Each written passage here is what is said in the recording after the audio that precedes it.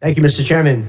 Mr. Mina, the NYPD has in the past used facial recognition to compare photos from crime scenes against its own internal arrest databases.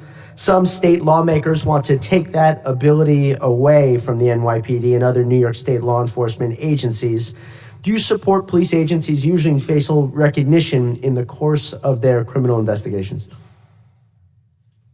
Congressman, that's not necessarily an issue that we've looked at CRCL. We're primarily looking at the DHS uses of facial recognition technology. And in particular, we have focused primarily, as Dr. Romine mentioned, less so on the identification piece where you have sort of this, you're trying to match a photo to a gallery of, tons. And we're looking at a much narrower, so we're looking at I think more of the verification, if I understand the technology correctly.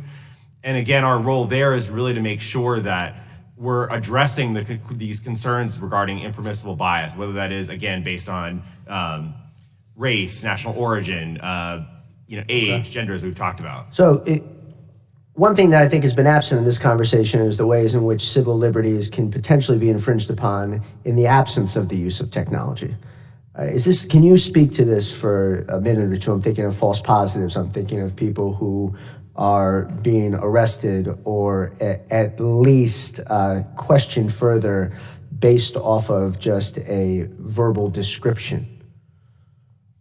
Absolutely, Congressman. So I think that it's obviously critically important to blend both the use of technology as well as the end user in this process. I don't think it's an either or proposition. And as we've advised CBP and other DHS components, that is from a policymaking perspective, that's really where we see the greatest benefit is really that interaction between the technology and the user. Because as Mr. Wagner talked about earlier, for example, if there was a false negative, for example, then you would have the line officer agent looking at their actual passport or their travel documentation and making that independent verification. Sure.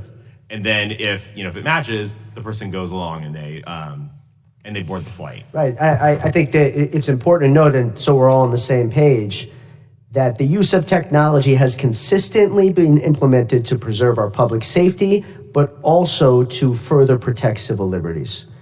And this is being lost in this conversation as yet again, I think we are unnecessarily politicizing an effort to keep us safe. It's not perfect, and you all have some work to do to make it even better. And I'm encouraged to hear that you are making it better.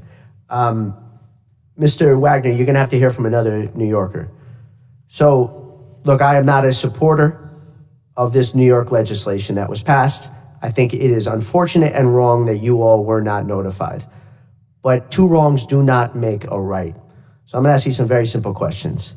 If you all were setting out to be the professional force that you are and do this professionally, do you think that in advance of announcing this, you should have told Congress what was wrong and what would happen if it was not fixed or addressed?